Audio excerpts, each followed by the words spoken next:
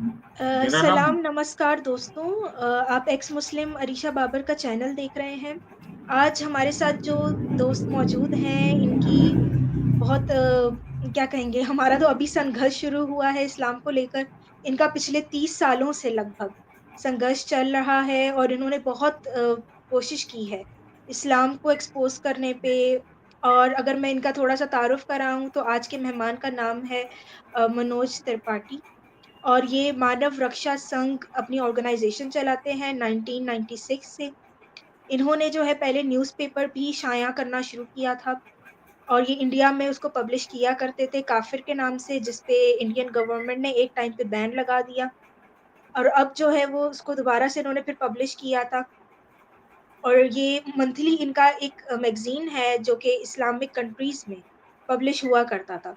तो इनका बहुत अरसे से संघर्ष जारी है इस्लाम को लेकर, उसकी जो इंडोक्ट्रिनेशन है, कि किस तरह से इंडोक्ट्रिनेट किया जाता है लोगों को, उसको एक्सपोज़ करने में। तो आज हमने उनको दावत दी है अपने शो पे। और जी, हम बढ़ते हैं मनोज त्रिपाठी की तरफ। जी, मनोज त्रिपाठी जी, कैसा हाँ, लग रहा है तो आपको शो का हिस्सा बन के? अ, आपके साथ शेयर करके अपने थॉट्स बहुत अच्छा लगेगा और मैं बहुत आपका शुक्रगुज़ार हूँ कि आपने मुझे टाइम दिया, मुझे कुछ बोलने का। जी, जी, अदरवाइज़ बिल्कुल। सच का सामना बहुत लोग नहीं करना चाहते हैं, इसलिए नहीं इनवाइट करते हैं। और इसलिए क्योंकि आपने मेरे ऊपर अब मैं क्या कहूँ, मैं आपका रियली बहुत ज़्यादा थैंकफुल हूँ कि आपने मुझे बोलने का एक मौका दिया। सबसे पहले मैं बताना चाहूँगा कि जब सबसे पहले मेरा एनकाउंटर हुआ इस्लाम से, तो इस्लाम से जैसे कि लोग तबलीग करते हैं, तो लोग बहुत अच्छा बता तो एक शुरुआत में मुझे भी और मेरे जानने वालों को एक अट्रैक्शन था उर्दू के प्रति और दूसरे तो हमने धीरे-धीरे जानना चाहा हमें फिर पिताजी ने भी बताया कि नहीं इस्लाम इतना अच्छा मज़हब नहीं है, उसमें मत जाओ। फिर जब उन्होंने मुझे की दिया पढ़ने के लिए, इस्लाम को आप डायरेक्ट कुरान को पढ़ें तो आपको समझ में नहीं आएगा, अगर उसको पढ़ने का आपको तरीका ना मालूम हो। लोग 30-30 साल निकाल देते हैं, उनको तरीका नहीं मालूम होता है। मैं गारंटी दे सकता हूँ कि 70 से 80% जनता जो है मुस्लिम लोग हैं, वो खुद नहीं इस्लाम को पढ़ के समझ सकते हैं। उसको पढ़ने का एक की होता है और सबसे पहले मुझे बताया गया कि कुछ शब्दों के मायने आप जान लें, जैसे सगीरा और कबीरा गुनाह क्या होता है, काफिर और मुस्लिम में फ़र्क क्या होता है, दारुल उल हर्ब क्या होता है, दारुल उल इस्लाम क्या होता है। तो हर चीज़ में सेगमेंटाइज़ेशन है कुरान में, ठीक है? तो जैसे ईमान क्या है, बेईमान क्या है, इन सब चीज़ों के बारे में पहले जानकारी ले लो, उसके बाद सबसे पहले सीरा पढ़ो, मोहम्मद साहब की जीवनी, कुर्तबी, जलायन और दूसरे जो हैं, जो अर्ली स्कॉलर्स हैं, उनका सीरा Under पढ़ the sleep mode, released by sorry, तो उनका सीरा पढ़ने के बाद आप जैसे बायोग्राफी पढ़ने के बाद उसके बाद जो है आप कुरान पे जाओ, तभी शान नजूल आपको पता चलेगा और फिर सीक्वेंस से आपको मालूम चलेगा कि कब कौन सी आयतें नाजिल हुई, राइट। तो जब हमने उसको एक लाइन से पढ़ना शुरू किया तो एक बार को डर गया और जब डर गया तो फिर ये समझ में आया कि ये जो आइडियोलॉजी है वो पूरे इंसानियत को खा जाएगी। हुँ, हुँ। सचमुच जैसा मैंने सोचा मेरे दिमाग में पिक्चर बना ओवरऑल, मुझसे ये समझ में आया कि ये अंतिम आदमी एक्सक्लूसिविटी देता है, ये अंतिम आदमी तक लड़ने के लिए है उसमें। अंतिम मुसलमान लड़ेगा अपने आप से। सारी अगर जिहाद की आयतें पढ़ें तो सबसे लास्ट वाला जो मैटर आता है वो है कि आप अपने आप से भी मतलब जिहाद करो, राइट।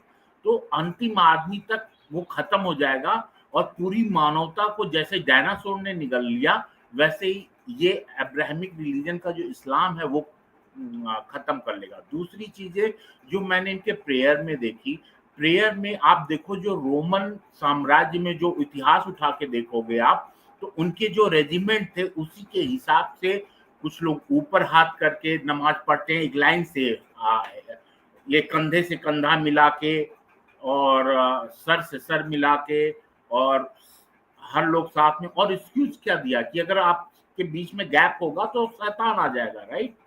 तो इसको बहुत अच्छे से समझने के बाद एक चीज समझ में आ गई थी कि इससे पूरी ह्यूमैनिटी को एक दिन प्रॉब्लम आनी है। तो इसलिए सबसे पहला जो अखबार निकाला गया उसका नाम, सबसे पहले तो हमने मानव रक्षा संघ का ट्रस्ट बनाया ये, और उसके बाद काफिर इसके नीचे जो है प्रेस बनाया, जिसको मैंने आपको वो भी भेजा था जो लेटर है कि जी, जी। गवर्नमेंट ऑफ इंडिया ने कैसे उसको बैन कर दिया और हमारे ऊपर पेनाल्टी लगा दिया कि चूंकि इंडिया एक सॉफ्ट इस्लामिक नेशन है, राइट। हम्म, तो हमें जो है छापने नहीं दिए हमारे 10-15, फिर हमने उसका नाम चेंज कर दिया, और नाम चेंज करके जितने भी मुस्लिम इस्लामिक कंट्रीज थे, इवन पाकिस्तान को भी हमारा जो पेपर होता था वो जाता था। आज भी आप even PMO, prime minister of India office में भी वो उसका एक पेपर, और ये फ्री जाता था सबके पास, दुबई हो चाहे जितने भी मतलब यूनाइटेड अरब एमिरेट्स के जो एम्बेसडर थे वहाँ, सबके वहाँ यूएन में भी एक भेजते थे। जितना हम कर सकते थे हम लोगों ने किया।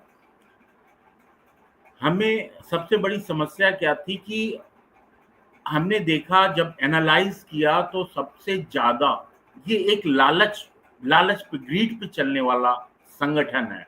हम्म, सबसे नीचे इसमें आते हैं बच्चे और महिलाएं। हम्म, एक जो पुरुष है, उस पुरुष को, जो मैन है, उसको 4 बीवियां रखने का वो दिया जाता है कि आप 4 शादी कर सकते हो। तो जी, उसको लालच है 4 शादी की, राइट। मैं एक जानने वाले हिंदू हैं, उन्होंने कई शादियां की हैं, और इसके लिए सिर्फ इस्लाम उन्होंने वो मानते हिंदू धर्म है, बट उन्होंने इस्लाम सिर्फ कागजों में अपना रिलीजन चेंज करके 4 शादियां कर ली हैं। तो ये एक लालच है, मतलब हमारे साइड आइएगा तो आपको 4 लेडीज आपको मिल जाएंगी, आप इंजॉय करिए, हमारे साथ बने रहिए। हम्म, आप इसका मतलब समझ रही, उसके ऊपर जो लेबल है वो मुल्ला मौलियों का हो जाता है। बिल्कुल। उसमें क्या है कि उसमें भी एक लालच है, सारे लोग मिलकर सदका देंगे, मौलवी को पैसा कलेक्ट हो रहा है उसके पास, और वो जो है उसके पास तो 4 बीवियां हैं ही, प्लस मोहल्ले की जितनी औरतें हैं उनमें से किसी को हलाला करना हुआ तो मौलवी के पास जाएगा, यस, राइट। उसके ऊपर जो है, जो शहर का मुफ्ती होगा, फ्री मुफ्ती, यस, तो शहर का जो फ्री का खाने वाला होगा, जो सब मुल्लाओं का हेड होगा, वो मुफ्ती होगा। और मुफ्ती के पास सब मुल्लाओं से भी पैसे आ रहे हैं, ज़कात के पैसे आ रहे हैं, और वो एक ऑर्गेनाइजेशन में, एक शहर में मुफ्ती और काजी हेड हो जाते हैं। बिल्कुल। फिर उसके ऊपर उल्मा काजी सारे बने हुए हैं व्यवस्था, और ये एक बहुत ही क्लोज कॉर्पोरेशन, मुस्लिम ब्रदरहुड एक संगठन है। और हमारे देश के नेता या कोई भी डेमोक्रेटिक कंट्री के जो लीडर होते हैं, आज अगर वो चाहें कि उनके पीछे 100-200 लोग आ जाएं, कोई अगर वो भाषण देना चाहते हैं या कोई आंदोलन करना चाहते हैं, तो उनके पीछे 500 लोग इकट्ठा हो जाएं, तो ऐसा कौन सा, क्या 500 क्रिश्चियन वो ला सकता है? नहीं, बहुत मुश्किल होगा। 500 हिंदू ला सकता है? नहीं, वो लोग बिजी लोग हैं। पारसी ला सकता है? नहीं। लेकिन एक संगठन है जहां से मुफ्त में बहुत सारा जनसंख्या उनको मिल जाएगा, राइट। बिल्कुल। उनको एक बल्क में वोट भी मिलता है, वो हमारा एक वोट मायने नहीं रखता, हमको आके एक बार समझाएंगे, वो एक बार मस्जिद में पास के चले जाएंगे, और उनको 4 अपीजमेंट वाले या दूसरे उनके लिए बता सकते हैं कि ये आपको बेनिफिट दूंगा, ऐसे मेरे को वोट दीजिए, राइट। तो उनको पूरे उस मस्जिद में जितने लोग आते हैं, 1000-2000 लोग, वो बल्क में वोट मिल जाएगा। उनको लुभाना है मौलवियों को, एक नेता को 4 मौलवी पकड़ लिए तो 40,000 वोट का इंतजाम हो गया। जो यस नीचे के मुसलमान लोग हैं, वो उनका काम है फ्राइडे को जाना, खुतबा सुनना, और जो मौलवी कहता है वो करना। अमेरिका बांग्लादेश में कैसे सक्सेस हुआ? बांग्लादेश को आग लगाने में अमेरिका ने पैसे दिए होंगे किसको?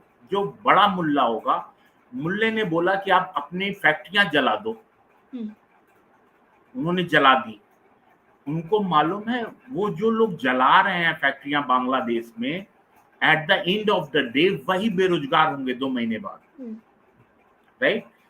लेकिन अब कैसे इंडोक्ट्रिनेशन होता है, मैं वो उसके बारे में बताना चाहूंगा। जी जी बिल्कुल। बांग्लादेश वाला आप कनेक्ट करो, आपको ये पता लगेगा कि इस्लाम में एक महिला कभी शासन नहीं कर सकती, राइट? यस और आप देखोगे बांग्लादेश में एक महिला ही प्रधानमंत्री थी वहां की, यस सिर्फ, ठीक है?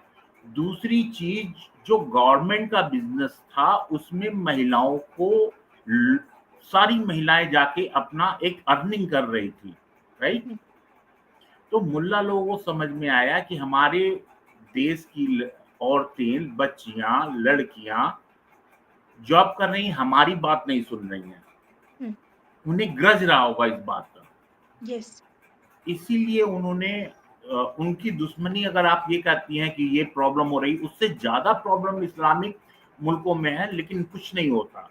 लेकिन जिस बर्बर तरीके से अपनी ही फैक्ट्रियों को आग लगा देना गवर्नमेंट की, आज बहुत सारी, मतलब 20% उनका मार्केट गिर गया, 20% फैक्ट्रियां पे ताला लग चुका है।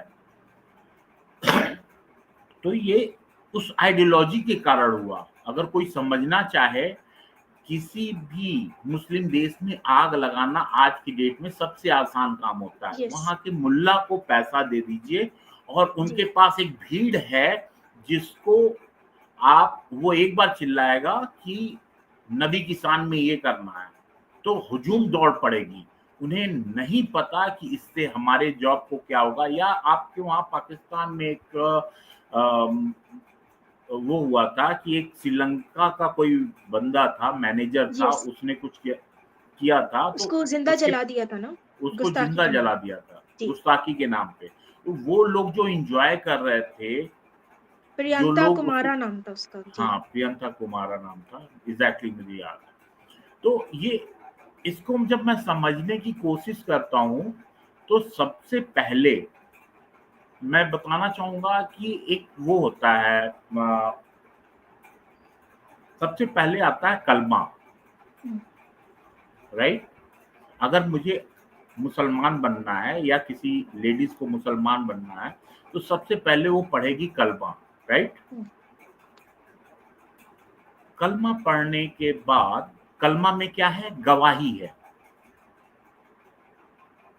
कि अल्लाह और रसूल अंतिम रसूल हैं, और उनके सिवा दूसरे की पूजा नहीं हो सकती है, और वही सच्चे माबूद हैं, और मैं गवाही देता हूँ कि उनके अलावा कोई और नहीं पूजा जा सकता। ऐसे ही कुछ है कलमा ना।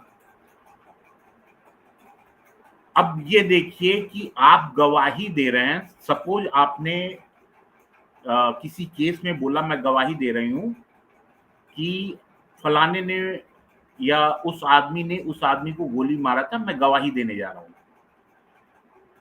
और किसी कारण से जज ने ये जान लिया कि आप मौके पे मौजूद नहीं थी, मौके पे मौजूद नहीं थी, तो क्या आपकी गवाही मान्य होगी? नहीं। तो जो गवाही दे रहा है कलमे की, वो झूठी गवाही दे रहा है जी बिल्कुल। उसने ना अल्लाह को देखा है, ना मोहम्मद साहब को देखा है, और ना ये जानता है कि वो अंतिम नबी हैं उनके। ठीक। अब उसके बाद दूसरी इंडोक्ट्रिनेशन क्या है? दूसरी इंडोक्ट्रिनेशन ये है कि मुझे ईमान लाना पड़ेगा। ईमान, ईमान में क्या है? मुझे कुरान में ये आदेश है कि जो सबसे परफेक्ट आदमी है वो मोहम्मद साहब है, उनको फॉलो करना होगा, वही सुनना होता है। सुन्नत होता है ना? जी, जी, जी। अगर मैं कहीं गलत हूँ तो आप बता दीजिएगा मुझे। जी, जी। मतलब सुन्नत आपको मानना होगा, जो भी मोहम्मद साहब ने अपने जीवन में किया है उनके अनुरूप मुझे अपनी जिंदगी जीनी है, वैसे ही जीवन को फॉलो करना है, राइट? और वो जो मैं करूंगा उनके करने के हिसाब से, वही ईमान के दायरे में आता है, राइट? हुँ, हुँ। तो एक ईमानदार आदमी वो है जो शिद्दत से हदीसों को और हदीसों के अनुसार और कुरान के अनुसार मोहम्मद साहब की जीवनी को फॉलो करता हो। हुँ। ईमानदार वो व्यक्ति है। जी, बिल्कुल। उस हिसाब से बेईमान फिर कौन हुआ? बेईमान मैं हो गया। हुँ। मैं तो ईमान नहीं लाता हूँ। मैंने ना कुरान पे ईमान लाया है, ना जी, मोहम्मद बिल्कुल। साहब पे ईमान लाया है। तो मैं बाय डिफ़ॉल्ट बेईमान हो गया। जी। अब मैं कितना भी अच्छा काम करूँ, वो सब बेईमानी है। यस। मैं किसी का मदद करता हूँ, उससे कोई फ़र्क नहीं पड़ता। हुँ। मैं बाय डिफ़ॉल्ट एक बेईमान आदमी हूँ और मुझे तो उस आदमी को फ़ॉलो ही नहीं करना चाहिए। और इसीलिए आप देखोगे कि कुरान में हम जैसे लोगों को, जो काफ़िर हैं, उनको नजिस बोला गया है। हुँ, हुँ। बिल्कुल। चारपाया जानवर बोला गया है। हुँ। और भी आपको पता ही है। कभी-कभी मुझे बहुत अजीब लगता है कि ऐसा कैसे हो सकता है? तो जो आदमी जो मुस्लिम है और अगर वो सचमुच सुन्नत का पालन करता है और उसके सर पे मेहराब बन गया है, तो यकीन मानिए कि वो मुझे कभी अच्छे निगाह से नहीं देख सकता। हुँ। हुँ। एक तो मैं बुत परस्त हूँ, मुशरिक जी। हूँ। मुशरिक मतलब मूर्ति पूजक हूँ, बुत परस्त हूँ।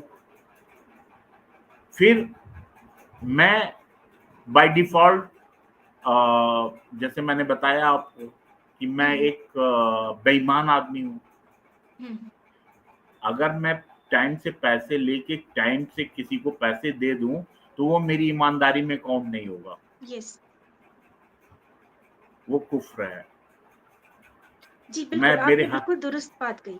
मैं क्योंकि खुद इस्लामी मुल्क से आई हूँ ना, पाकिस्तान से, तो जी, जी। बुत परस्त तो क्या, हमारे यहाँ जो अहले किताब भी हैं, क्रिश्चियन वग़ैरह, उनको हम अब उनके बर्तन अलग रखते हैं हम। अगर हमारे यहाँ काम बिल करते हैं ना, बिल्कुल हमारे यहाँ जी, अगर खाने पकाने का किसी से काम लेना है, तो हम जी। वो नौकर रखेंगे जो मुसलमान है।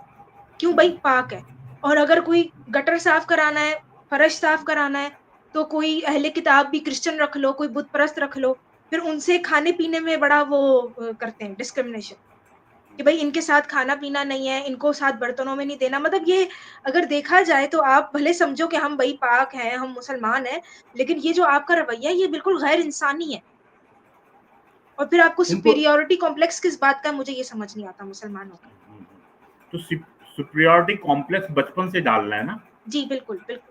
बचपन से ही इंडोक्ट्रिनेट हो रहे हैं।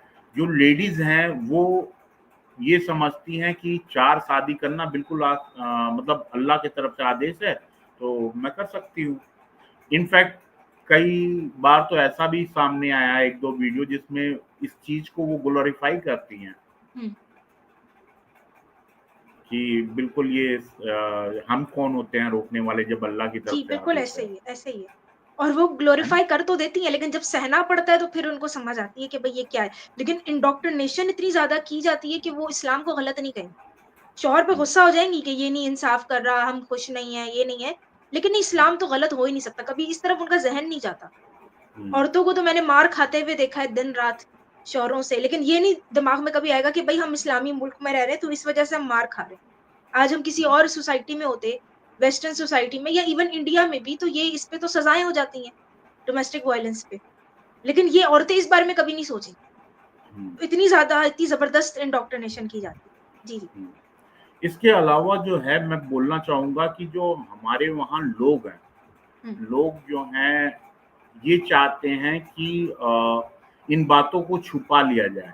अभी हुँ, हमारे वहाँ आपके खैबर पख्तूनख्वा के मनोज कुमार हुआ करते थे, फ़िल्म हुँ, एक्टर, हुँ, ठीक है? उन्होंने अपने गाने में, मैं आपको गाना भेजूंगा, एक लाइन बोल दी थी कि इस्लाम में ये होता है मंदिर तोड़ना और ये वो, ऐसा खुदा नहीं कह सकता है, बस इतना ही बोला है, ज्यादा नहीं बोला है। तो उसकी वजह से फिल्म सेंसर ने वो गाना में कटिंग कर दी, मतलब वो निकाल दिया वो पार्ट, राइट। कोई भी देश का नेता हो, आपके पाकिस्तान से ही आए थे कुलदीप नैयर, यहाँ के इंडिया के बड़े पत्रकार हुआ करते थे, वो लिखते थे कि इस्लाम शांति का मजहब है। तो हमारे पेपर ने ये लिखा कि नैयर साहब, बिल्कुल हम मानते हैं कि इस्लाम शांति का मजहब है, लेकिन आप वहां से भाग क्यों आए भारत? उस शांति में आप रहते प्यार से। बिल्कुल। तो इस पे उन्होंने केस करवा दिया काफिर पे, पता है। या मनमोहन सिंह कहते हैं या नरेंद्र मोदी जी कहते हैं कि शांति का मजहब है।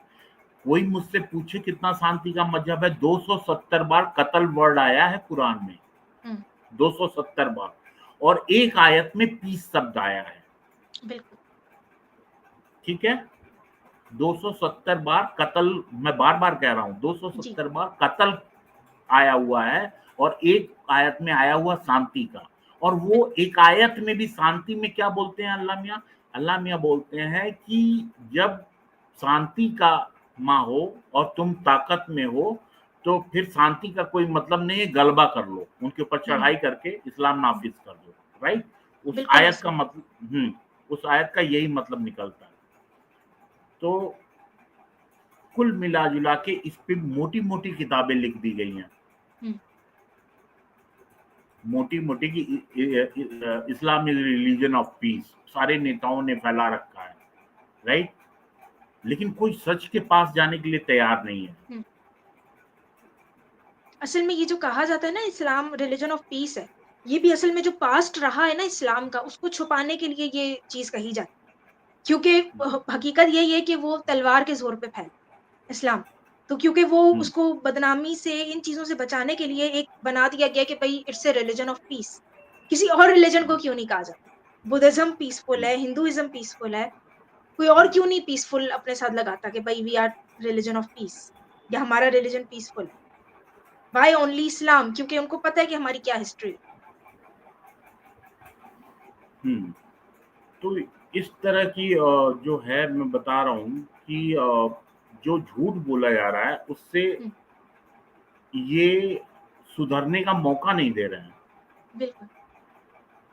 अगर 70% जो मुसलमान हैं, जिन्हें नहीं मालूम है कुरान के बारे में, उन तक सच्चाई नहीं पहुंचने दे रहे हैं। और मैं मानता हूं कि इंसान जो है, वो जो है इंसान, वो अच्छा ही पैदा होता है। जो लोग ये कहते हैं कि मुसलमानों में शिक्षा नहीं है, इस वजह से आतंकवाद बढ़ रहा है, तो उनको मैं बता देना चाहता हूँ कि शिक्षा किस तरीके का हो। अगर A for AK-47, B for bomb मैं पढ़ाऊं तो शिक्षा तो ये भी है, लेकिन ये शिक्षा मुझे आतंकवादी बना देगा।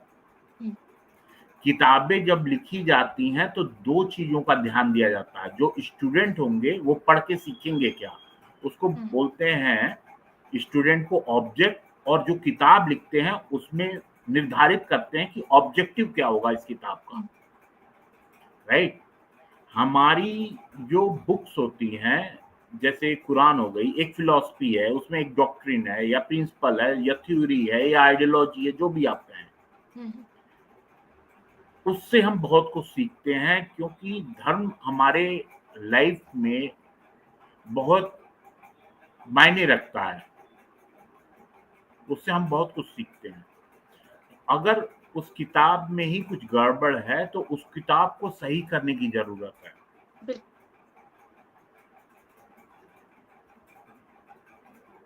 होता क्या है मनोज जी, आप ये इसके बारे में क्या कहेंगे? ये जो औरतों को लेके जो इस्लाम का रवैया है और जिस तरह से इंडोक्ट्रिनेट किया जाता है, उसके बारे में आप क्या कहेंगे कि ये कहाँ से शुरू हुआ, क्या इसका है तरीका? देखिए, जो हमें मैंने अरबिया का वो जो देखा, और जो मोहम्मद साहब की शादी तक की बात है, तो उनकी जो वाइफ थी वो एक बिजनेस वूमन थी, खदीजा, राइट, जी बड़ी बिजनेस वूमन थी। और उनके रहते तक उनका इतना प्रभाव था कि मोहम्मद साहब ने कोई शादी नहीं की जब तक वो जिंदा थी। लेकिन उनके जाने के बाद से लगातार मोहम्मद साहब ने शादियां की हैं, राइट। उसके बाद एक पर्सनल ग्रज दिखता है जो कुरान है। आप कुरान में वर्ड देख लीजिए, लेडीज के लिए क्या क्या यूज हुआ है। अल कहबा शब्द, लॉन्डी, लॉन्डी मतलब वो जो आप समझ रही होंगी लॉन्डी क्या यस होती है। बांदी, अरब में उस समय बेऊर बोलते थे। औरत, औरत बिल्कुल शब्द अच्छा नहीं है, यस ठीक है। तो इन शब्दों को, दूसरी चीज ये पर्सनल ग्रज दिखाता है कि उस समय वो आदमी, अल्लाह तो ऐसा नहीं कहेगा ना, अपने ही बनाए हुए जो जो हम सारे ही जानवर हैं, हम सामाजिक हैं, हमारे पास इंटेलिजेंस है, इसलिए हम मनुष्य हैं, राइट। लेडीज भी एक वही है। लेकिन जो पर्सनल ग्रज दिखाता है कि अल्लाह ने तो नहीं कहा होगा। अगर उसे इतना दुश्मनी होती है औरतों से कि इतनी वाहियात उनके लिए शब्दों का यूज कर रहा है, तो वो बनाता ही नहीं। बिल्कुल बना के गाली देने से अच्छा है कि हम किसी से अगर नाराज हैं और हमारे अंदर ताकत है तो हम बनाएंगे ही नहीं उससे, बिल्कुल राइट। बिल्कुल फितना फितना कहा गया है, औरत को नाकुसुल अकल कहा गया है। तो ठीक, आपने ऐसी बनाई ही क्यों, मतलब स्पीशी हाँ जो हाँ। अकल में भी कम है, फितना भी करेगी, तो और ये बड़ा अजीब और लगता है। और वो डर्टी भी होती है जब यस मानसिक यस या जब यस जब उसके वो, बिल्कुल उसके अलावा बहुत सारी चीजें हैं। जैसे अब मैं बताऊं कि मेरे दिमाग में अच्छा आ रहा था कि इतना गाली देने के बाद उसके बाद जानवर भी बोलना। एक आयत आती है कि हदीसों में आता है कि अगर आपके सामने से कुत्ता, गधा और औरत गुजर जाए तो नमाज आपका टूट जाता है, राइट। बिल्कुल उसके अब इतने उसके वो हैं कि मैं क्या बताऊं। तो ये जो है ये अल्लाह का वो नहीं है, ये अल्लाह नहीं देख कर सकता, ये तो पर्सनल ग्रज है मोहम्मद साहब का। और जी बिल्कुल दूसरी चीज, आप पर्दे का देखिए, कैसे पर्दे का आयत आया हुआ है, राइट। पर्दे का आयत, अब मैं उस कहानी में नहीं जाना चाहूंगा, लेकिन आप ये देखिए कि ये सब कुछ ये है कि किसी तरीके से इनको गुलाम बनाया जाए, इनको पढ़ने ना दिया जाए, बिल्कुल और बाकी ये है कि इनको एक मशीन बना दिया जाए एक गैंग बढ़ाने के लिए। बिल्कुल बिल्कुल ठीक है, एक जगह आता है कि आयत है कि आप करो 2 से 3 से 4 से, अगर ना खिला पाओ तब करो 1 से। हाँ वो आयत है, वो शुरू ही होता है 2 से करो, 3 से करो, जी 4 से बिल्कुल करो, बिल्कुल और नहीं अगर खिला पा रहे हो तब 1 से करो। बिल्कुल बिल्कुल सिर्फ खाने से मतलब है, कोई और दूसरा चीज नहीं चाहिए लाइफ में। जी जी जी अगर और अच्छा खिला आप पाते हो, जी जी जी इसमें एक और भी चीज नोट करें कि हदीस में आता है कि भाई उस औरत से शादी करो जो ज्यादा बच्चे जनने वाली। अच्छा हाँ, फिर एक आप हदीस एक वो भी और है। कॉन्ट्रडिक्शन देखें कि कहा जाता है जब मिराज का सफर हुआ तो कहते हैं रसूलुल्लाह कि भाई ज्यादा औरतें जहन्नुम में होंगी, और हदीस में क्या आता है कि माँ के कदमों तले जन्नत है। तो मतलब औरत जब सिर्फ माँ बनेगी तो तब वो जन्नत में जा सकती है या उसके कदमों तले जन्नत होगी। तो ये भी एक इंडोक्ट्रिनेशन है कि औरतों को बताया गया कि भाई उनको अपना मर्तबा ऊंचा करना है तो भाई माँ बनो, वरना वैसे तो तुम लोग जहन्नुम में जा रही हो। क्योंकि औरतों से काम लेना है कि भाई बच्चे ज्यादा पैदा करें ताकि हम पावर में आए, हमारा जो कल्ट है, जो ग्रुप है हमारा, वो बढ़ जाए। तो इसलिए अब देखिए और औरतों को क्या इंडोक्ट्रिनेट किया गया। और बड़े दुख के साथ कहना पड़ता है कि मुस्लिम मेन से ज्यादा मुस्लिम वुमन कट्टर होती है, बिल्कुल हाँ, ठीक है। ज्यादा मजहबी होती हैं, ज्यादा हाँ, नमाजें पढ़ेंगी, इबादत गुजार। हम्म, उनको असल में एकदम रखा ऐसे जाता है ना, उनका बड़ा लिमिटेड वर्ल्ड व्यू होता है, और उनको बाकी मजाहिब की औरतों के बारे में, खसूसन वेस्ट की औरतों के बारे में ये बताया जाता है कि भाई वो बेचारी बड़ी सफर कर रही हैं, उनकी शादियां नहीं हो रही, वो बड़ा जो है ना बड़ी बेचारी हैं। और तुम लोग तो महारानियां हो कि तुम लोगों को घर में खाना मिल रहा है। अब ये नहीं बता रहे कि भाई जो वो प्रोवाइडर है तो वो ज़ाहिर सी बात है, वो अगर आपको खिला रहा है 2 वक़्त की रोटी, तो वो आपको अपना मोहताज भी बना रहा है, वो आपको पूरा-पूरा कंट्रोल कर रहा है, आपसे बच्चे भी पैदा करा रहा है, आपके अपने ऊपर कोई इख्तियार नहीं है। अपने पहनने से लेकर, अपने बच्चे पैदा करने से लेकर हर चीज़। ये औरतों को ये चीज़ समझ नहीं आती, उनको ये नहीं पता कि वेस्ट में अगर औरतें अनमैरिड भी रहती हैं, तो वो बाय चॉइस रहती हैं। तो ये है हाल। हम्म। और मैं अब क्या बताऊं, एक तो बड़ा वो होता है कि ये बात हम कहें कैसे।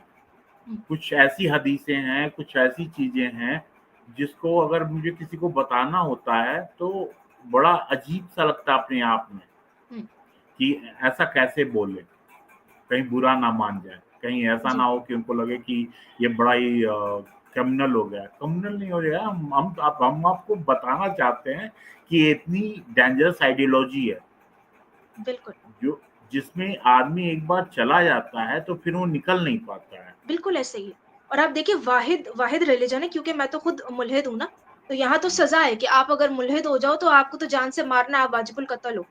3 दिन के लिए ना आपको पहले रखा जाएगा, आपको हर तरह से टॉर्चर किया जाएगा कि आप वापस इस्लाम कबूल कर लो। आप नहीं करते तो आप वाजिबुल कत्ल हो। कोई और ऐसा रिलीजन ले आएँ, आइडियोलॉजी ले आएँ जहाँ पे ये सब हो। लेकिन ये ये इस शुरू किस्म की सज़ा है इस्लाम में। ये शुरू से ही है। और उसको तो बिल्कुल जिंदा नहीं छोड़ सकते हैं जो अमुल खाशा हो, हुँ, जो इस्लाम की कुंजी जानता हो, जो इस्लाम मतलब कुरान और हदीस और ये जिसको नॉलेज हो पूरा, जैसे आपको नॉलेज है, तो उसको इस्लाम में जिंदा नहीं छोड़ा जा सकता।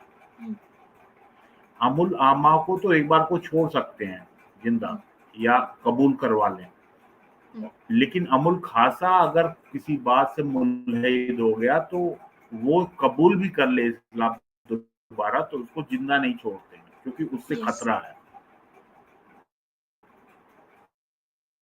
ये भी एक कॉन्सेप्ट है उसमें, वो बहुत पुराना कॉन्सेप्ट है। अब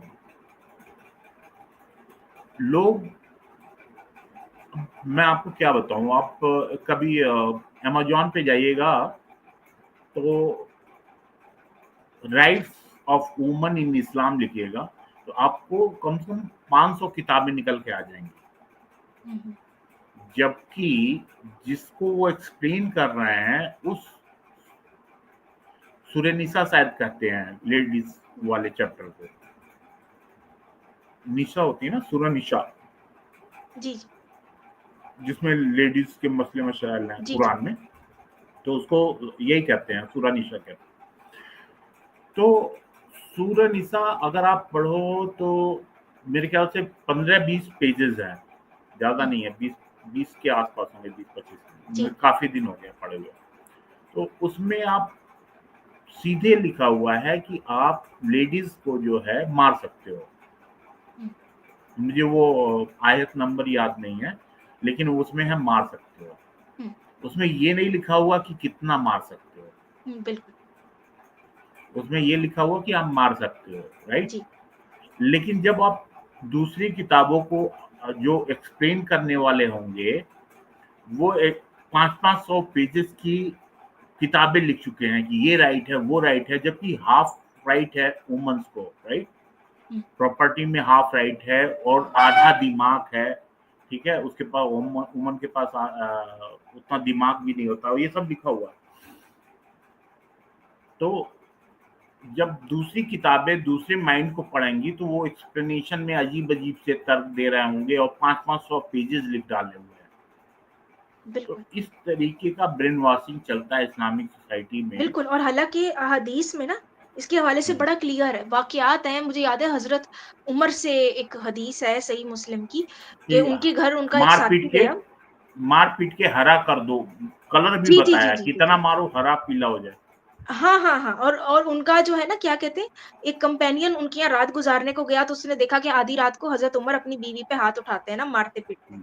तो उसने बीच बचाव कराया दोनों मियाँ-बीवी का। फिर जब लड़ाई खत्म हो गई तो हज़रत उमर कहते हैं कि तुम मेरी बात याद रखना कि रसूलुल्लाह ने कहा था कि मर्द से पूछा नहीं जाएगा कि उसने बीवी पे क्यों हाथ उठाया। एक तरफ आप ये कह रहे हो कि भई नहीं इतना मारने की इजाज़त नहीं है, नहीं है, मतलब ये भी नहीं पूछा जाएगा कि क्यों हाथ उठाया? मतलब आप किसी भी वजह से आप बीवी पे हाथ उठा सकते हो। फिर हमारे मौलवी जो है वो इस तरह से इसको शुगर कोट करते हैं कि नहीं वो तो अगर औरत बदकारी का काम करे, चीट करे, कुछ ऐसा करे तो तब आप हाथ उठा सकते हो। हालाँकि उसकी सज़ा संसारी है, कि एक शादीशुदा औरत अगर चीट करती है, तो उसको आप संसार करोगे। ये नहीं कि आप उसको मारोगे, बिस्तर अलग करोगे, ये तो डिसोबीडियंस, और डिसोबीडियंस तो कुछ भी हो सकता है, कि आपने उसको चाय बनाने को कहा, उसने चाय नहीं बनाई या अच्छी नहीं बनाई, खाना अच्छा नहीं बनाया, तो आपने मारना-पीटना शुरू कर दिया। ये है। फिर हज़रत आयशा से रिवायत है, एक और हदीस आती है कि उसमें जी वो औरत आई थी उनके पास, तो वो पूरा उसका जिस्म नीलो-नील हुआ हुआ था, हरे रंग के स्पॉट थे और उसने हरे रंग की चादर ली हुई थी और उससे ज़्यादा गहरे निशान उसकी जिस्म पे थे। तो फिर हज़रत आयशा खुद फरमाती हैं कि भई तुम्हें से क्या हुआ? तो बताती है कि भई मुझे शौहर ने मारा। तो हज़रत आयशा कहती हैं कि भई मैंने जितना ईमान वाली औरतों को, यानी मुसलमान औरतों को जितना सफ़र करते हुए देखा है, इतना मैंने कोई और औरतों को नहीं। ये है, अब इसमें कहीं ये नहीं आता कि कितना मारना चाहिए, कितना नहीं। हमारे मौलवी कहते रहते निशान नहीं पड़ना चाहिए। तो हज़रत आयशा के पास जो औरतें आती थी, उन पे तो निशान पड़ते थे और वहाँ निशान पे पड़ते। रसूलुल्लाह ये हुक्म दे देते थे कि भई शौहर से नहीं पूछना चाहिए उसने क्यों मारा। बहुत ये है बात। एम्बिग्युअस किताब है। अब अल्लाह कहते हैं कि अगर कोई चोरी करे तो हाथ काट दो। अब हुँ। उन्होंने एक्सप्लेनेशन तो दिया नहीं हुआ कि बाएं वाला हाथ काटोगे कि दाएं वाला हाथ काटोगे कि और कैसे चोरी भी करोगे। कितनी बड़ी चोरी।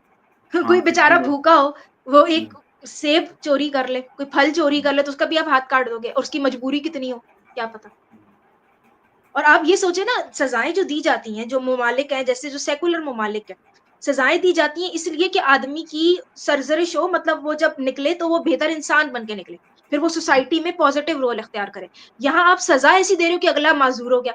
एक चलता-फिरता आदमी, उसके आपने हाथ काट दिया, अब वो आगे क्या करेगा? वो कमा तो सकता नहीं, फिर भीख माँगेगा। तो ये कहाँ की सज़ाएँ हैं? मतलब इस्लाम में आप देखो सज़ाएँ ऐसी हैं, जैसे फ़र्ज़ करो किसी ने ज़िना कर दिया, एडल्टरी कर दी, कि एक शादीशुदा आदमी है, वो उसने कहीं रिश्ता बनाया, ज़िना करके आ गया, इंटरकोर्स करके आ गया। चलो ठीक है, आप कोई सज़ा दो तो ऐसी सज़ा तो दो कि बंदा ज़िंदा रहे, कि आगे सज़ा का देखिए मकसद यही होता है कि आप पनिश करो तो अगला बंदा सुधर जाए। वो अपनी ज़िंदगी सुधर फिर जाए। पॉज़िटिव करे, उस गलती को दोबारा ना दोहराए। आप तो अगले की जान ले रहे हो। एक ने अगर ज़िना कर दिया, शादीशुदा मर्द या औरत ने, तो आप तो उसको संसार करोगे भई, वो भी पत्थर मार-मार के आप उसकी जान लोगे। नहीं तो ये बड़ा मतलब अजीब लगता है, इतना मतलब बारबैरिटी, इतना बारबैरिक किस्म की सज़ाएँ, उससे क्या भला हो रहा है सोसाइटी का, अलावा इसके कि सिर्फ़ वायलेंस फैल रहा है। और आप देखा करें कि इस्लामिक सोसाइटी जहाँ ये पब्लिक हैंगिंग, संसारी, ये चीज़ें पब्लिक है, वहाँ बिल्कुल लोगों में जज़्बात खत्म हो जाता है और वायलेंस नॉर्मलाइज़ हो जाता है। इसीलिए आप देखा करें कि जैसे अफ़गानिस्तान हो गया, पाकिस्तान हो गया, वहाँ बड़ा कॉमन है कि आप गुस्ताखी के नाम पे लोगों को ज़िंदा जला दो, मार दो। जैसे मशाल खान को मारा था, उसकी एक क्या कहेंगे, फिंगर की हड्डी भी नहीं थी सही सलामत। इस तरह से उस बेचारे को मार-मार के मारा था। इसी तरह अफ़गानिस्तान में एक लड़की थी, उसका नाम फरखंदा था, उसको भी मार दिया था इन्होंने। और झूठा बाद में पता चला कि वो तो शक था सिर्फ़ गुस्ताखी का, गुस्ताखी की भी नहीं थी उसने। मतलब आप देखो ना इतना वायलेंस क्यों आ रहा है लोगों में, आप नॉर्मलाइज़ कर रहे हो। जितने बाहर सेकुलर ममालिक है, वहाँ तो पब्लिक हैंगिंग, इन चीज़ों को मना किया जाता है, बल्कि बहुत से ममालिक ऐसे डेथ की सज़ा भी नहीं दी जाती। इसी वजह अच्छा। से कि वायलेंस ना बढ़े, नॉर्मलाइज़ ना हो चीज़ कि भई आप किसी को ऐसे मार सकते हो या पब्लिकली खड़ा मतलब उसको मार सकते हो। लेकिन आप देखो इस्लाम में ये वायलेंस को नॉर्मलाइज़ किया जाता है। ना सिर्फ़ इंसानों पे, ईद उल अज़हा का वाक़या देखिए ना, मतलब वो क्या है, उसमें क्या पॉज़िटिविटी है, जो हज़रत इस्राईल का वाक़या था कि जी अपने ही बेटे पे जो है वो छुरी चलाई गई और ये सारा कुछ। और ईद उल अज़हा में क्या होता है कि आप पहले एक जानवर खरीदते हो, उसको आप अपने साथ अटैच करते हो, आप खुद उससे प्यार करने लगते हो। बच्चों का तो ख़ास तौर पे यही होता है कि कुर्बानी का जानवर आता है, 10-15 दिन साथ रहता है, बच्चे उससे अटैच हो जाते हैं। फिर उन्हीं बच्चों के सामने आप उसकी गर्दन पे छुरी फेर रहे हो। तो बच्चों का सामने ही बचपन से नहीं। ही वायलेंस का, उनके अंदर एम्पैथी, जज़्बात ख़त्म कर देते हो, कि आप अपनी प्यारी चीज़ के ऊपर कभी भी अल्लाह के कहने पे, खुदा के कहने पे छुरा फेर सकते हो। तो मैं इसीलिए आपको तो फिर आप बताना देखिए ना, बच्चे फिर ये जब गुस्ताखी का मसला होता है तो अपने ही माँ-बाप को नहीं छोड़ते, अपने ही बहन-भाइयों को नहीं छोड़ते।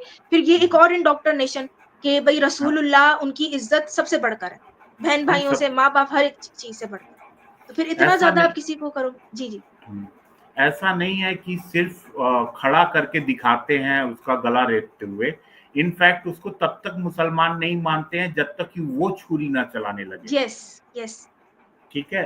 इंडोक्ट्रिनेशन इस लेवल का होता है कि वो बच्चा जो 3 साल का था, रोता था, 5-6 साल के होने तक वो अब मुसलमान बन गया है, और जिस दिन वो रगड़ देता है और काट देता है बकरे को, जिससे वो 15 दिन 20 दिन प्यार किया होता है, तो उसे मुसलमान उसी दिन माना जाता है कि हाँ बिल्कुल, अब ये मुसलमान हो गया है। अगर वो रोता था बिल्कुल, तो मुसलमान नहीं था, right?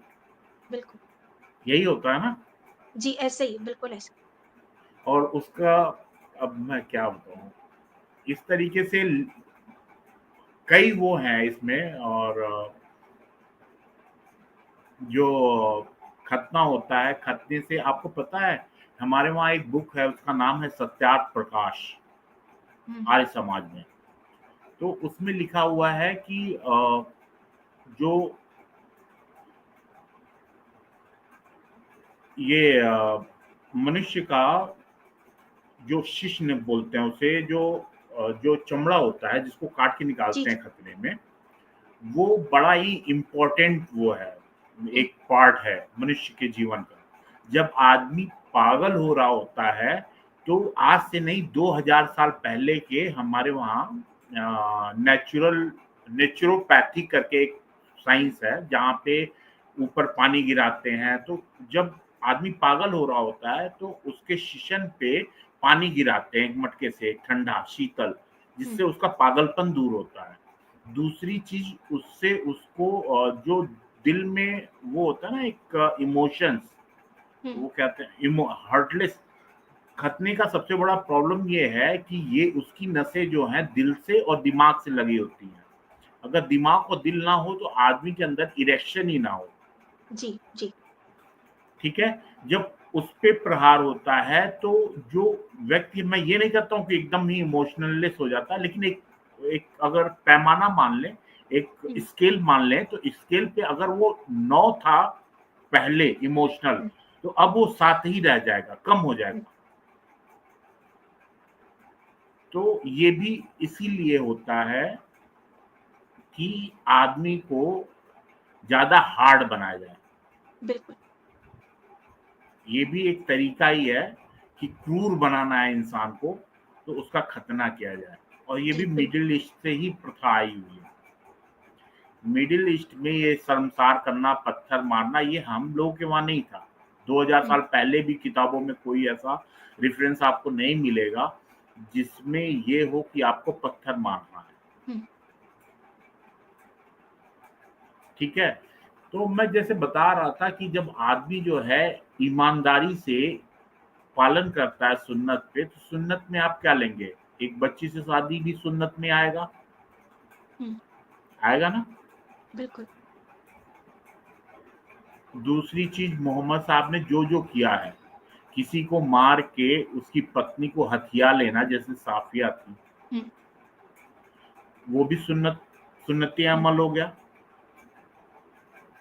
Agreement, breach of agreement मक्का पे, वो भी सुन्नती अमल हो गया। हुँ, हो गया कि नहीं? अब बिल्कुल। मैं आपको बताना चाहूंगा, ओस्लो एकॉर्ड सुना है? इजराइल ने अपना ओस्लो एकॉर्ड करने के बाद शांति के लिए गाजा पट्टी, जिस पे आज हमला कर रहा है, वो हुँ, उसी के पास था। उसने दे दिया था कि हम हुँ, पीस पीस में रहेंगे, अगर हुँ, इनको चाहिए तो हम छोड़ते हैं, राइट? हुँ, लेकिन जब उसने छोड़ दिया तो क्या पीस उसको मिला? नहीं मिला। बिल्कुल। अमेरिका ने पीस डील की तालिबान से, और तालिबान को जैसे ही मौका मिला, अमेरिका को अफगानिस्तान छोड़ के भागने में लाले पड़ गए। बिल्कुल, ब्रीच ऑफ एग्रीमेंट है। बिल्कुल। 17वीं बार जब मोहम्मद गौरी आया पृथ्वीराज चौहान से लड़ने, तो उसने दिन में पीस ऑफ एग्रीमेंट किया, एग्रीमेंट ऑफ जो भी है उसने किया। हुँ, और रात में जब उनके सैनिक सो रहे थे कि अब तो शांति समझौता हो गया, अब कोई डरने की बात नहीं है, उसने ब्रिज कर दिया और उसके बाद यस, उनको मार दिया और उसके बाद वो जीत गया, राइट? बिल्कुल, बिल्कुल। उस जमाने में रात में औरतों पे हमला नहीं होता था, क्योंकि बच्चे और औरतें मर जाते थे। जी, बिल्कुल। इन्होंने रात में हमला करना शुरू किया, हुँ, राइट? उसके बाद आप आ जाओ कि पीस डील का बता रहा हूँ। हमारे वहाँ शिमला समझौता हुआ 1971 में, हुँ, right? 93,000 prisoner of war POW Pakistan के फौज के लोग थे, राइट, हमारे पास। हमने शिमला समझौता किया, पीस के लिए तो किया था, और बिलाटेरल हम कभी UN में अपने कश्मीर वाले इशू को लेके नहीं जाएंगे, ये उसमें समझौते था कि अब इस मसले को हम दोनों ही बिलाटरली सॉल्व करेंगे, राइट, बिल्कुल ये भी था उसमें।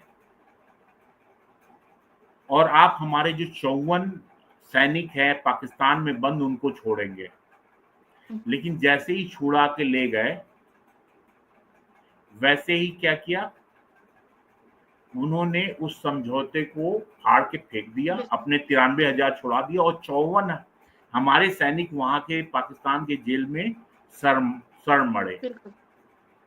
ठीक है, तो ये आज भी किसी भी काफिर से एग्रीमेंट एक मुसलमान जैसे ही ताकत में आएगा वो तोड़ देगा। बिल्कुल ऐसे ही है, ऐसे ही है। उनका बिल्कुल रवैया डिफरेंट होता है जब माइनॉरिटी में होते हैं। आप मक्की और मदनी आयात जो है ना, उनका भी आप फर्क देख लें कि जब मेजॉरिटी में आप आ जाओ तो फिर आपने काफिरों को मारना है, आपने उनको छोड़ना नहीं है, ठीक है। और जब आप थोड़े कमजोर पड़ जाओ तो जी आप अमन और अमान की, सेकुलर होने की बात है। और यही आप आज की दुनिया में भी देखो, ऐसे ही है। जहां मुस्लिम थोड़ा सा ग्रो कर जाते हैं मेजॉरिटी में, तो उनको शरिया चाहिए, उनको डोमिनेशन चाहिए। जहां माइनॉरिटी में, हाँ सेकुलर सिस्टम बहुत अच्छा है जहां माइनॉरिटी में, तो यही इनका तरीकेकार है। और फिर एक और, जिस तरह आपने कहा ना, एक तो ये बैक स्टैबिंग, फिर इनका एक तरीका होता है कि जी अलतकिया, या आपने झूठ भी बोलना है इस्लाम को फैलाने की खातिर, आपने जो बुरी चीजें वो कवर करनी। अरे एक ही तरीका नहीं है, कुल 15 या 16 तरीके हैं, आपको मालूम है। दारूद है, मारूद है, कितमान है। अच्छा, वो आप करते रहो, उसमें आप बेईमान भी नहीं बनोगे, आप फिर भी ईमानदार हो, क्योंकि आप रसूलुल्लाह और अल्लाह को मानते हैं। तो ये मोरालिटी, मतलब इनके यहाँ ये मोरालिटी है, ये वैल्यूज है। और जब पूछने जाओ तो ये सीधे बोलते हैं मोरालिटी तो एब्सोल्यूट नहीं होती, एक से एक वो बहाना देते हैं। मैं अब मेंटालिटी की बात, तो पता नहीं मुझे ये बात कहनी चाहिए कि नहीं।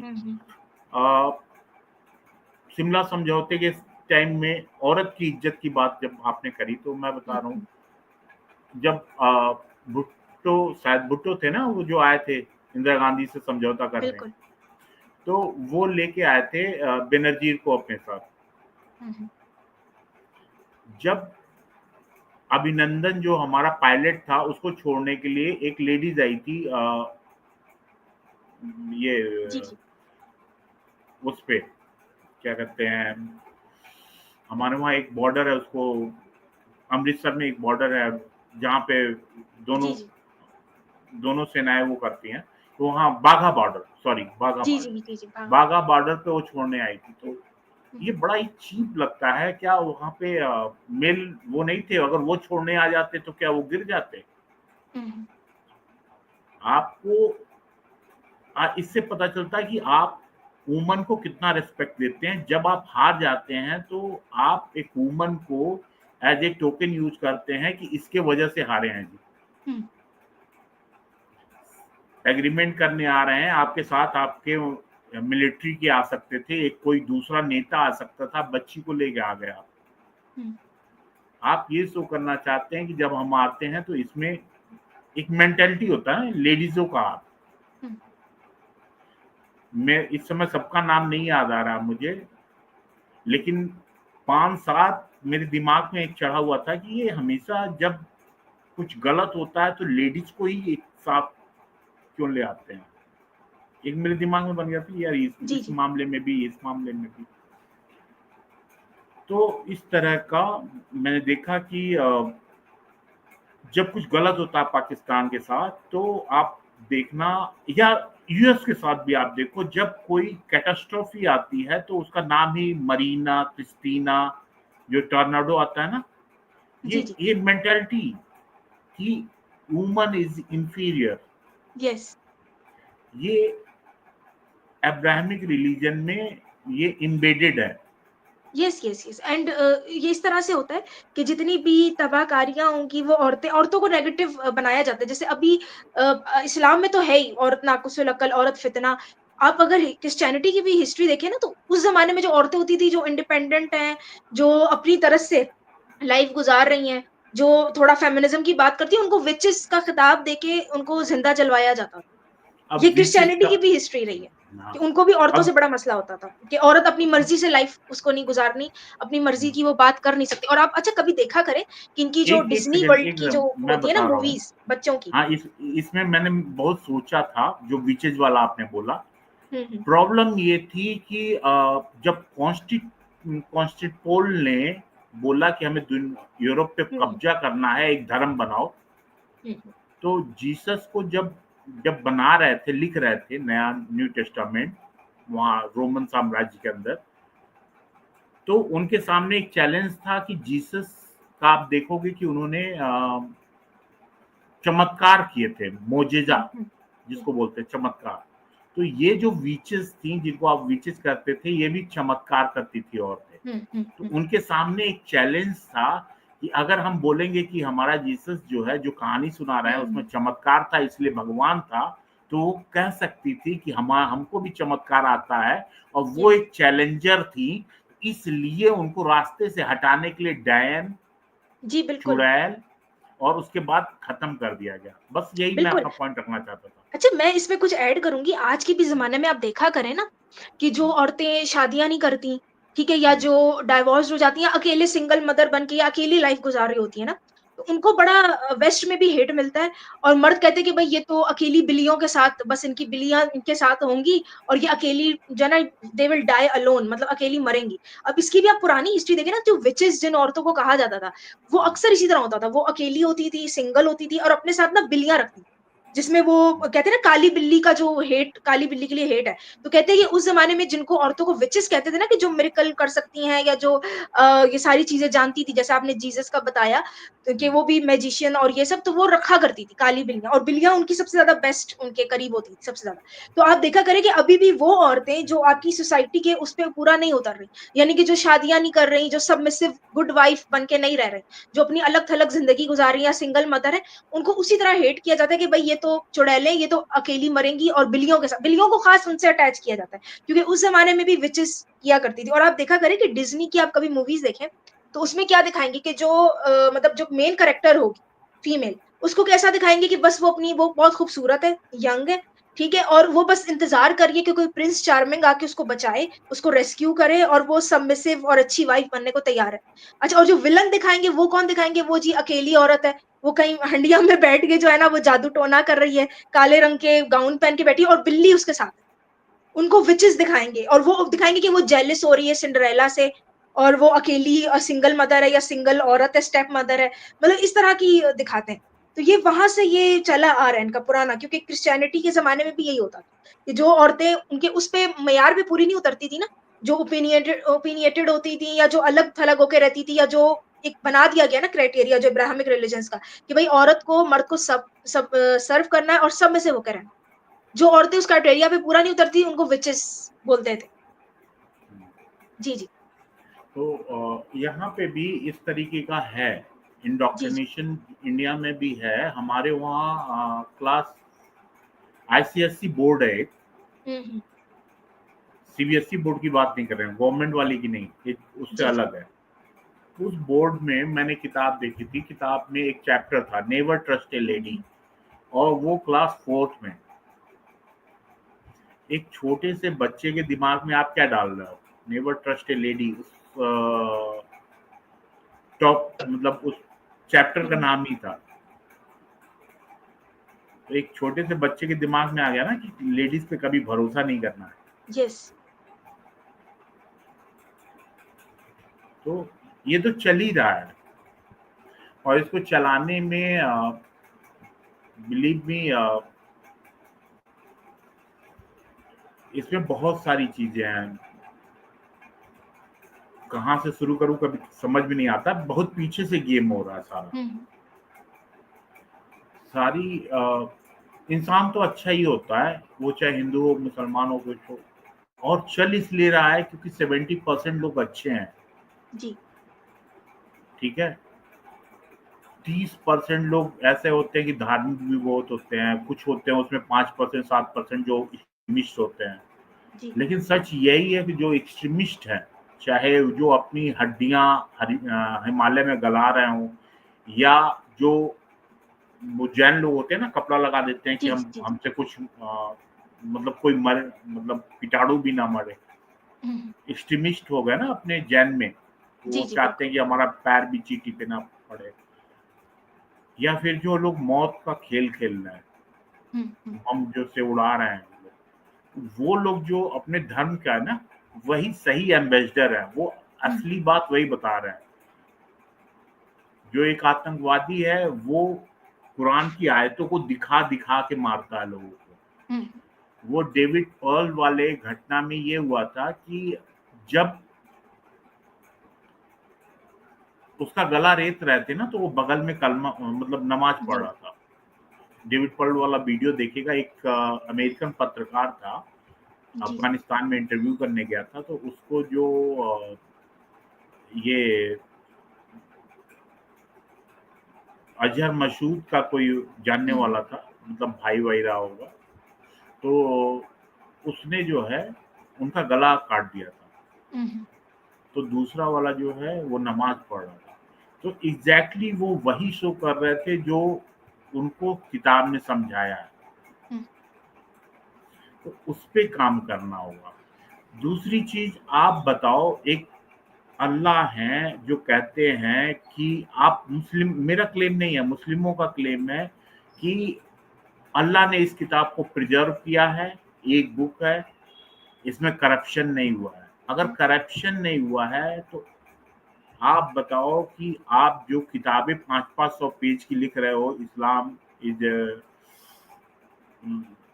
रिलीजन ऑफ पीस, हुँ, तो उसमें आप करप्शन ही तो कर रहे हो। हुँ, आप जो है करप्शन ही कर रहे हो, जो अलग अलग मतलब बता रहे हो। बिल्कुल, फिर जो लोग भी अलग अलग कुरान का तर्जुमा बोलते हैं उसे, बिल्कुल। तर्जुमा जो अलग अलग लोग लिख रहे हैं, वो अल्लाह के मैसेज को करप्ट ही तो कर रहे हैं। इसका अलग बिल्कुल, होगा, उसका तर्जुमा अलग होगा, उसका अलग। तो जो अल्लाह ने मैसेज दिया, वो तो करप्ट आप लोगों ने कर दिया ना, तर्जुमा लिख के अलग अलग बिल्कुल, अलग बिल्कुल। अलग। हुँ, राइट। फिर अल्लाह अपने ही बात को आप तक नहीं पहुंचा पा रहा है। आप हुँ, ये कहते हैं कि इस शब्द का मतलब ये भी है, ये भी है, ये भी है। आप जो मतलब समझ रहे हैं वो मतलब गलत है। ये तो इस शब्द का मतलब ये है, जैसे वो धरती चपटी वाला आ जाता है, तो वो कोई शुतुरमुर्ग का अंडा बोलता है, कोई कुछ बोलता है, अलग अलग तरीके से हुँ, कोई हुँ, उसको गोल बताने की कोशिश करता है। तो इनफैक्ट सब लोग अल्लाह के मैसेज को करप्ट कर रहा है। तो बिल्कुल। ये क्लेम कि अल्लाह की बुक प्रिजर्व है, अगर प्रिजर्व रहती तो उसके 30 वर्जन नहीं होते। हुँ, अभी मुझे जल्दी मालूम चला है कि उसके 30 वर्जन है। हुँ, ठीक है, तो 30 वर्जन नहीं होते। बिल्कुल। और 30 वर्जन के बाद जो आप लोग अलग अलग तर्जुमा कर रहे हैं, वो अलग अलग तर्जुमा नहीं करते। अल्लाह का मैसेज तो क्लियर होना चाहिए। हाँ, हाँ। बिल्कुल और खुद ही कहा जाता है कि कुरान भई सबसे आसान किताब है, हर एक की समझ में आने वाली।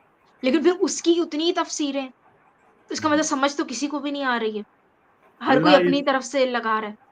टोटल फेल हो गए हैं अल्लाह में। बिल्कुल। अल्लाह मियाँ कहते हैं कि मैं एक हूँ, हुँ, ये क्लेम है ना उनका कि मैं हुँ, एक हूँ। लेकिन फिर आगे कहते हैं कि तुम दूसरे, अल्लाह मियाँ खुद ही अपनी किताब में कहते हैं कि आप दूसरे, मुझे बड़ा बड़ा जलन होता है अगर कोई हुँ, दूसरे के गॉड को पूछता है। तो इसका बिल्कुल। मतलब अल्लाह मियाँ खुद कह रहे हैं कि 2 गॉड हैं। जी, ये है कि नहीं? वो बिल्कुल ऐसा कुरान में ही ऐसा खुद खुद ही कह रहा है ना कि 2 गॉड हैं। दूसरी चीज़, अल्लाह मियाँ कहते हैं कि मैं हर चीज़ से परे हूँ, और हुँ, फिर उसके बाद अपना डिस्क्रिप्शन भी दे देते हैं अल्लाह मियाँ कि जी, मेरे जी, जी, 3 जी, हाथ बिल्कुल। हैं, अच्छा ऐसे मुझसे मेरा। एक्जिस्टेंस ऑफ गॉड पे जब भी मुसलमान बात करते हैं ना, तो ये खुद एक बड़ा इसमें कॉन्ट्रडिक्शन है। कहते हैं कि भई नहीं, खुदा का कोई उस तरह का वजूद नहीं है, इंसानी वजूद। फिर आप अगर इनकी अहादीस में जाएँ तो बाकायदा डिस्क्रिप्शन आती है कि दाईं तरफ 2 हाथ हैं, तख्त पे बैठा हुआ है, फिर उसको गुस्सा भी आ रहा है, वो इंतकाम भी लेना चाह रहा है, बदवाएँ भी दे रहा है अबू जहल को कि हाथ टूट जाएँ। अबू लहब को, तो ये इस तरह का है इनका, इसी और में इतनी कॉन्ट्रडिक्शन है। बहुत सारी ऐसी चीजें हैं जिससे अगर आदमी खुले दिमाग से पढ़े तो समझ जाए यार कि जो पुराना हम लोगों का जो पैगन बोलिए, चाहे 84 करोड़ देवी देवता वाला हिंदू वाला हिसाब मानिए, वो ज्यादा अच्छा आइडिया था, क्योंकि हमारा हमें एक बार मौका मिले ना मंदिर में, अगर मुसलमान मौका दें तो हिंदू अल्लाह की भी मूर्ति बना के और जीसस की भी मूर्ति बना के अपने वहां पूजा शुरू कर देगा मंदिर में। अगर वो 50 तरह के देवी देवताओं की पूजा कर सकता है तो 2 और ऐड कर लेगा। और इसीलिए कहते हैं कि हिंदू धर्म जो है ऑक्टोपस है, तो किसी को भी अपने में खत्म कर लेगा। ऐसा कुछ है नहीं कि किसी को हम खत्म करने जा रहे हैं, हम ये कहते हैं कि हमारा एक आइडिया है कि हर खुदा सही हो सकता है, सबकी पूजा हो सकती है, ठीक है। और एक आइडिया है कि वो कहता है कि अल्लाह एक ही है, या जो बोलते हैं एक ही है, यही सही है रास्ता। उसी आइडिया को दूसरे जो मानने वाले थे, इस आइडिया वाले को जो मोजेस ने जो लॉ दिया, जो उसको दिया, उसके वजह से उनकी ट्राइब खत्म हो गई। मतलब जितनी ट्राइब है उसमें से 1 ही 2-3 ट्राइब बची हुई है, जो जितना उनके बुक में बताया गया है। तो उसको खत्म करने का श्रेय किसको जाता है? मोजेस को। क्यों? क्योंकि उन्होंने एक आइडिया दिया कि एक ही भगवान है, सिर्फ उसी की पूजा हो सकती है। और फिर उस आइडिया को कॉपी करके 2 आइडिया और निकला, और वो आइडिया जो है इस एक सिंगल वाले को, इनके परिवार को कहां से भाग के, और इनको जान कहां इनकी बची? वही इंडिया। यहीं पे उनको, मतलब जहां पे लोग 72 देवी देवता को पूजते थे, वहां पे उनकी जान बच गई। एक देवी देवता जहां भी सिंगल गॉड वाले थे, वहां पे उनको सिर्फ मार पीट जलील यही हुआ। दूसरी चीज उन्होंने एक वो दिया कि लैंड, प्रॉमिस लैंड, यहूदियों को प्रॉमिस लैंड दिया। जीसस आए, बोले कि जो भी लैंड है वो क्रिश्चियन स्टेट होगा और मैं उसका राजा होऊंगा। यही है ना बाइबिल के हिसाब से। और इस्लाम में है कि दारुल उल हरब और दारुल उल इस्लाम। दारुल उल हरब अगर है तो वहां उस जमीन को कन्वर्ट करता है दारुल उल इस्लाम में। और ये सेम आइडियोलॉजी के लिए जो जमीन का झगड़ा है फिलिस्तीन और इजराइल के बीच, दोनों लोग एक ही डीएनए के लोग हैं, लेकिन आपस में लड़ना है। जैसे इंडिया में और पाकिस्तान में दोनों का डीएनए एक है, लेकिन हम लड़ना है, किस लिए लड़ना है? आप पाकिस्तान ने 5 बार हमारे ऊपर कॉन्फ्लिक्ट किया, मतलब वार किया हमारे साथ। तो ये जो वार था वो आइडियोलॉजिकल वार था। आगे भी होगा, जब वो ताकत में आएंगे हमसे लड़ेंगे। अनटिल अनलेस कि वो अपने आइडियोलॉजी को या तो सुधारें, या तो उसमें चेंज करें, या तो जैसे क्रिश्चियंस ने एक नया आइडिया ला के सेकुलरिज्म का और चेंज कर दिया, पूरा पीस ला दिया पूरे यूरोप में, वैसे कुछ नया आइडिया लाके इस आइडियोलॉजी को एक वो करे। अदरवाइज मैं आपको कहानी बताना चाहता हूँ कि एक ये टीटीपी वाले ऑपरेशन खंदक कर रहे हैं, और ये पाकिस्तान आर्मी ऑपरेशन बदर कर रही है। आपस में दोनों लड़ेंगे। बिल्कुल। दोनों कौन है? मुसलमान है। दोनों मुसलमान है। अब मैं और एक आपको बताना चाहता हूँ कि कराची पुलिस स्टेशन पे कुछ लोग जो है गोलियां चला रहे थे पुलिस के ऊपर, आतंकवादी थे वो। जो चला रहे थे वो भी अल्लाह अकबर चिल्ला रहे थे, राइट। पुलिस जो डिफेंस में चला रही थी अपने, वो भी अल्लाह अकबर चिल्ला रही थी। दोनों की लड़ाई, दोनों तरफ से गोलियां चल रही हैं पुलिस हेडक्वार्टर के अंदर। कराची में 2023 की घटना हुई है, 24 की, राइट। दोनों साइड से गोलियां चल रही हैं, इस जी साइड के भी लोग अल्लाह अकबर चिल्ला रहे हैं, इस साइड के लोग भी अल्लाह जी अकबर जी चिल्ला रहे हैं, राइट। गेट के बाहर भी लोग, जो आजकल तो टीवी का जमाना है, सब लोग लाइव रिकॉर्डिंग कर रहे हैं उस मंजर को, तो गेट के बाहर जो पब्लिक है जो देख रही है वो भी अल्लाह अकबर चिल्ला रही है। अब लाइव ये फीड जा रहा है, लोग टीवी पे घर पे चाय पी रहे हैं, वो भी अल्लाह अकबर चिल्ला रहे हैं। जी बिल्कुल। एक बुजुर्ग आदमी है, वो कहता है अरे कैसी उम्मत बना दी, और उसके मुंह से कुछ गलत नबी साहब के लिए निकल जाता है। हम्म, अभी गलत निकला ही नहीं था कि तब तक अचानक उसकी बीवी गला चूरी रख के काटने लगती है, और चूंकि वो बहुत तेज तड़फड़ाते हैं तो वो कहती है कि जावेद इसके ऊपर बैठ जा, उसके बाद काट देती है। उसकी बेटी आती है बाहर, कहती है अरे अब्बू को क्यों मार दिया, तो वो बोलती है तुम्हें नहीं मालूम है, कुरान में एक 9:28 में लिखा हुआ है कि अगर 28 में या 26 में है, लिखा हुआ है कि अगर रसूल के लिए अपने माँ बाप को डिसोन करना पड़े तो वो भी कर देना यस चाहिए, यस राइट। तो जन्नत के लिए उसने अपने पति का गला काट दिया। ये चीज सुन के उसकी बेटी जो है, जो अपने अब्बू से प्यार करती थी, वो बेहोश हो गई। ये इसका अंत कहाँ होगा? मैं वही कहता हूँ, हर फिरके में लड़ाई होगी।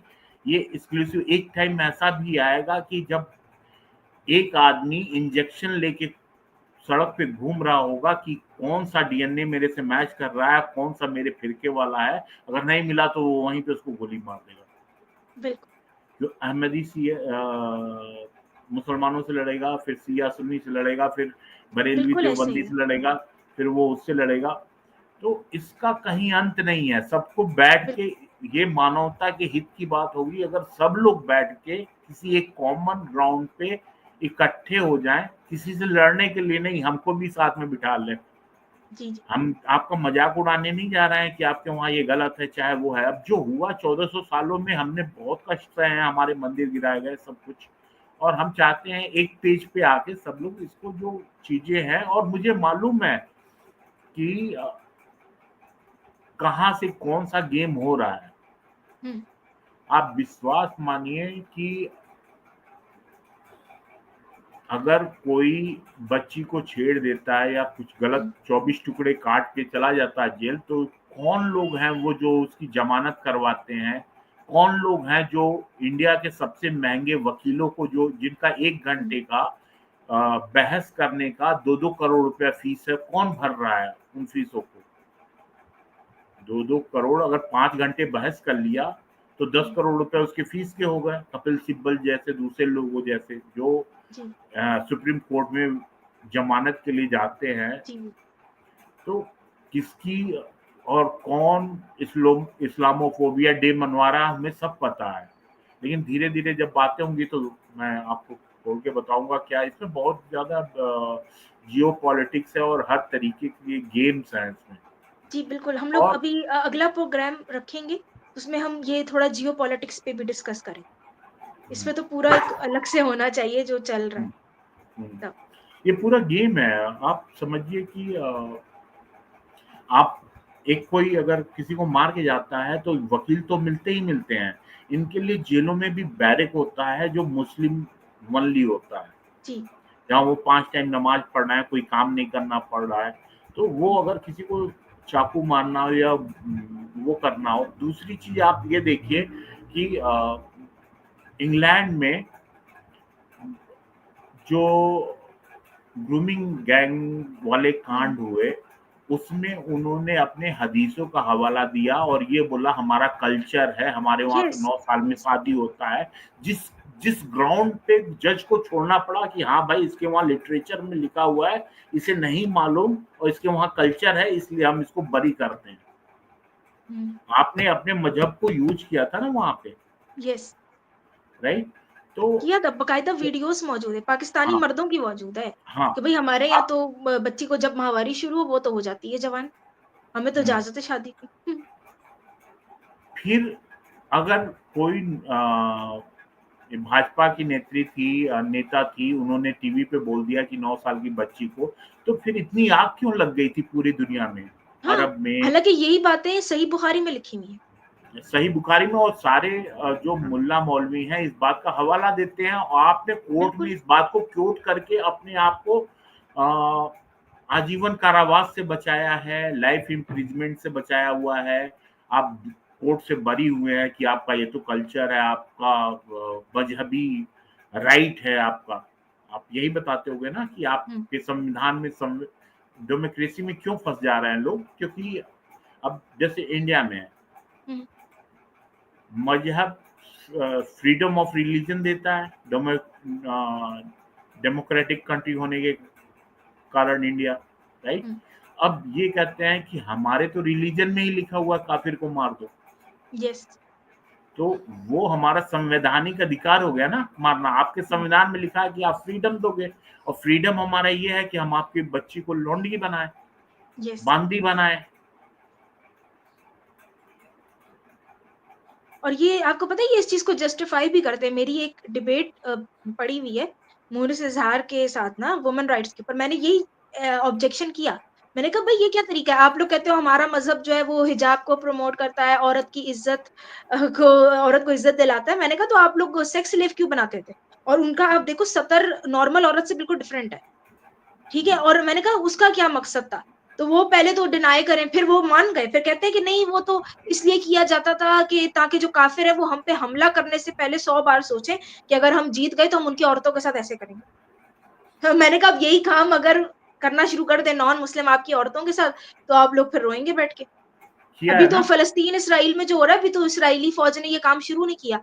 वो आज शुरू कर नहीं, देना, सेक्स स्लेव बनाना औरतों को। नहीं, इज़राइल ने तो नहीं किया जिसको ये लोग इतना गाली देते हैं, लेकिन आपको याद होगा 94 के टाइम में या 90s के टाइम में सर्बियंस ने जी। सर्बियन कोसोवो वाले वार में, सर्बिया कोसोवो वाले वार में इन्होंने मुस्लिम महिलाओं को उठा के ले गए हुँ, और प्रेग्नेंट करके 3-3 2-2 महीने बाद छोड़ा है। यूएन में बिल्कुल। बड़ा हल्ला किया, यूएन में बड़ा हल्ला किया, तो उन्होंने कहा मैं सुनाऊं, सूरे अनफाल चैप्टर 8 में कुरान में क्या लिखा हुआ है? हुँ, लूट मैनेजमेंट, लूट में माले गनीमत में लड़कियां भी आती हैं, सब लोग साथ पूरे इस्लामिक नेशन शांत हो गए। उसके बाद उस पर बहस ही नहीं किया यूएन ने। हुँ। यूएन भी शांत हो गया, क्योंकि उससे भी आपको मैंने हल्का सा हिंट दिया था, यूएन का भी जी, जी, बिल्कुल। इसमें सपोर्ट है। बिल्कुल और तो आपको ये पता है एक ये ऑर्गेनाइज्ड गैंग 2024 की की अभी तरह से बिल्कुल जो है। रिसेंटली बात है। इराक में जो है आईएसआईएस यज़ीदी लड़कियों को बना रहा है ना, अभी भी बना रहा है सेक्स स्लेव और जो नहीं बनना चाहती, इनकार करती, रेज़िस्ट करती, उसको ज़िंदा जला रहे हैं। ये बिल्कुल अभी रिसेंटली रिपोर्ट आई, दिसंबर की 2024। अब कर रहे हैं आप, अब तो बंद हो गया जी, ना वहाँ पे, आईएसआईएस खत्म हो गया, इराक में तो खत्म हो गया आईएसआईएस। इराक में नहीं अभी भी हो रहा है, रिपोर्ट आ रही है, अभी भी वहाँ पे ये है, यज़ीदी जो लड़कियाँ उनके साथ हो रहा है। तो ये तो मतलब जो सुपर पावर्स अपने आप को बोल रही हैं, हुँ, और जो मतलब वो है जो यूएन है, उसको ध्यान देना चाहिए। अगर नहीं बिल्कुल। ध्यान दे रहे हैं और ये मुद्दा नहीं उठ रहा है, न्यूज़पेपर में भी नहीं आया कि मुझे मालूम हो, तो इसका हुँ, मतलब ये लोग करवा रहे हैं। जी, हाँ, हो भी सकता है, बिल्कुल, बिल्कुल। ठीक है। अभी आपको एक न्यूज़ देना चाहूंगा,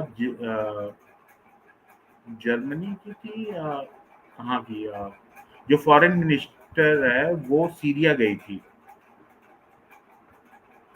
हुँ, हुँ, आपने अगर न्यूज़ पे ध्यान दिया हो, जर्मनी की ही शायद गई थी, और हुँ, हुँ, उसने ये बोला वहाँ पे कि आप और सीरियंस को भेजो, यहाँ कत्लेआम वगैरह शुरू करो, ताकि और सीरियन जर्मनी में आए। ओके, पिछले 15 दिनों का न्यूज़ दे रहा हूँ मैं, 15 दिन पहले की, जो ओके। जब 15-20 दिन पहले, जब इसके बाद अल्बानीज अलावती ऐसे कोई मुस्लिम्स होते हैं ना जिनको परेड कराया नंगे और बहुत गोलियां जी, वोलियां जी। चली हैं सीरिया में, तो वो जर्मन लेडीज जो गई थी फॉरेन मिनिस्टर, उससे जो मिली थी वहां पे, हुँ, जो हुँ, नया गवर्नमेंट में आया हुआ है, कोई टेररिस्ट थी, अब हुँ, वहाँ का वो बना हुआ है, सीरिया का सदर बना हुआ है, तो उसके पास जाके यही बोली कि आप और सीरियंस हमारे पास भेजो। हुँ। मतलब वो आएंगे यहाँ पे, इव टीजिंग करेंगे, लड़कियां छेड़ेंगे, बिल्कुल।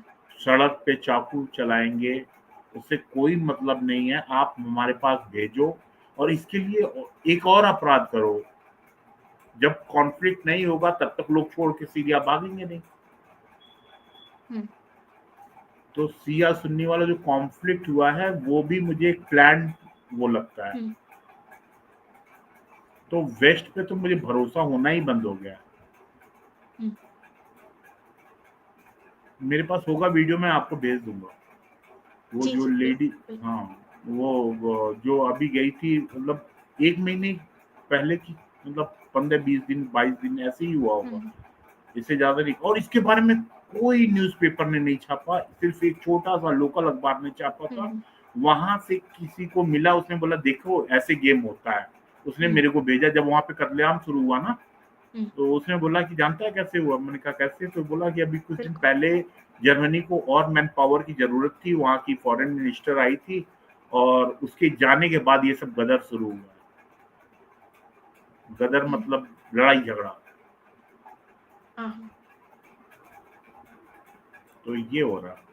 चलें चलिए ये ठीक। सब है आज का फिर जो हमारा प्रोग्राम है, इसको हम यहाँ पे इख्तिताम करते हैं। बहुत अच्छा लगा आपसे जुड़ के और मैं तो चाहूँगी हम मज़ीद इस तरह के प्रोग्राम करते रहें और आपकी बहुत ज़्यादा नॉलेज है, जो लोगों तक पहुँचना बहुत थैंक यू। ज़रूरी है क्योंकि हमें कॉमन एक्स मुस्लिम होते हुए भी ना इस्लाम के बारे में इतनी डीप नॉलेज जितनी आपको है और ज़ाहिर-सी बात है आपका इतना अरसे से आप काम कर रहे हो उस पे, तो दैट इज़ रियली ग्रेट और मैं चाहूँगी कि आप दोबारा भी हमें जॉइन करें। हम इसी तरह के इंटरेस्टिंग टॉपिक्स रखते रहेंगे, जियोपॉलिटिक्स के हवाले से भी और इस्लाम को लेकर भी और मज़ाहिब को लेकर।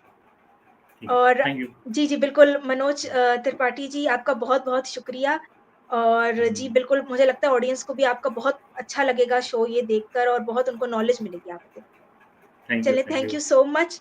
अभी हम लोग अपने शो का इख्तिताम करते हैं, हम दोबारा भी इनवाइट करेंगे मनोज त्रिपाठी जी को and thank you everyone for watching and okay. Manoj ji. Thank you. Thank you. जी, जी।